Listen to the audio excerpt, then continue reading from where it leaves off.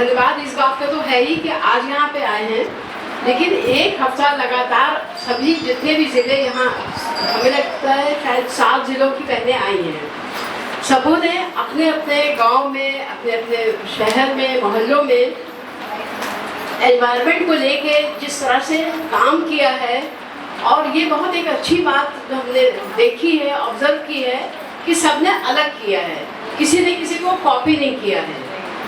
तो ये चीज़ एक निकल के आती है कि बहनों के अंदर कितनी एक सकारात्मक ऊर्जा होती है, बस उनको थोड़ा सा एक रास्ता बताना होता है, उनको थोड़ा एक सहारा देना होता है और वो अपने आप आगे चल पड़ती हैं।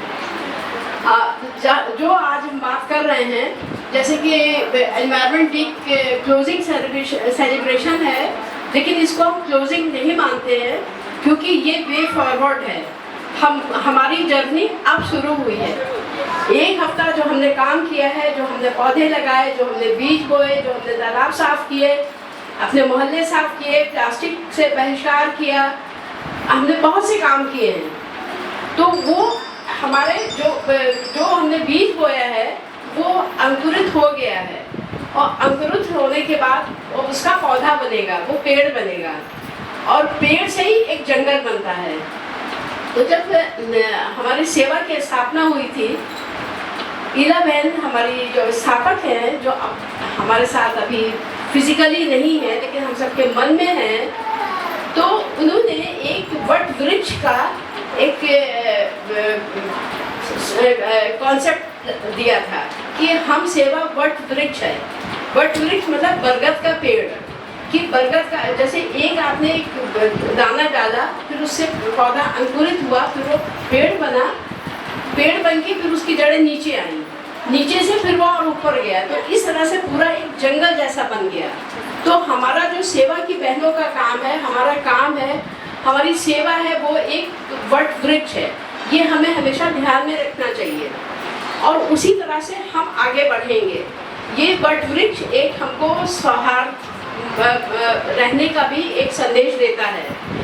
जब हम एक पौधा बोते हैं तो वो पौधा नीचे दूसरे पौधों से मतलब कहना चाहिए कि पानी लेता है, वो उस नीचे से ही उसको बहुत सी ताकत मिलती है, जिससे कि फिर वो नए पौधे को जन्म देता है। तो हम इंसान हैं, हम ऊपर हैं, ये जो पौधा है वो नीचे से होता है, लेकिन हम धरती के ऊपर हैं। तो हमारा भी एक इनके साथ में रिश्ता है कि जब वो पौधा नीचे से आपस में जुड़ करके ही एक जंगल बनाता है, हम इंसान एक इंसान से दूसरे इंसान होके मोहल्ला, शहर और पूरा देश और दुनिया बनाते हैं। तो ये एक हार्मोनी का जो एक संदेश निकल के आता है इस एनवायरनमेंट से, उस पर भी हमें सोचना चाहिए कि हम एक दूसरे का ध्यान दें, एक दूसरे के साथ रहें। मन में हो सकता है कि हमारे विचारों में मतभेद हो, लेकिन हमारे विचार के मतभेद के साथ में जो हमारा एक विकास का एक मूल है, वो हमें हमेशा याद रखना है। तीसरी बात मैं ये कहना चाहूँगी कि प्रकृति से महिला बहुत ज़्यादा जुड़ी है। ऐसे तो पूरी मानवता जुड़ी है, लेकिन प्रकृति में जब कभी भी समस्या आती है, प्राकृतिक आपदा आती है, तो पहले महिला के ऊपर संकट आता है। जब जंगल कटता है, जब पेड़ कटता है, तो हमारी बहन के पास ईंधन नहीं होता है। जब नदी सूखती है, पानी नहीं होता, हमारी बहन को मीलों चलना पड़ता है पानी लाने के लिए। तो हमको ये बहुत ध्यान देना चाहिए कि हमारा जो भी हम महिला सशक्तिकरण की बात करते हैं, तो उसको हम नहीं ऐसे सोचेंगे कि ये एक अलग काम है और प्रकृति की रक्षा करना या एनवायरनमेंट पे काम करना वो अलग काम है, क्योंकि दोनों एक सिक्के के दो पहलू हैं, दोनों एक दूसरे से जुड़े हुए हैं।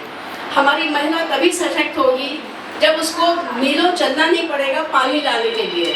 पानी को क्यों नहीं लाएगी? जब उसके पास में पानी का विकल्प होगा, उसके यहाँ नदी, नहर, तालाब सूखे नहीं होंगे। तो ये बहुत लंबी बात है, लेकिन मैं यही कहना चाहूँगी कि हमको पर्यावरण शब्द को ऐसे नहीं सोचना, सीमित नहीं करना है कि सिर्फ पौधों से सीमित है। हमको ये देखना है कि एक स्वच्छ आकाश हमें बनाना है। स्वच्छ आकाश कब बनेगा? जब हम बिल्कुल कहीं कोई पॉल्यूशन नहीं करेंगे, ऑक्सीजन होगी। हमें रात में, जैसे पहले हम लोग, हमारे बचपन में तो हम लोग जब बैठते थे रात में बाहर, सो भी सकते थे बाहर, चाहे मई जून की गर्मी भी हो, हम लोगों को अच्छी नींद आती थी। अभी तो बाहर हम लोग लेट ही नहीं सकते हैं। इतना मतलब बहुत अजीब सा एक घुटन जैसा होता है। आसमान देखते हैं, एक तारा नहीं दिखता है।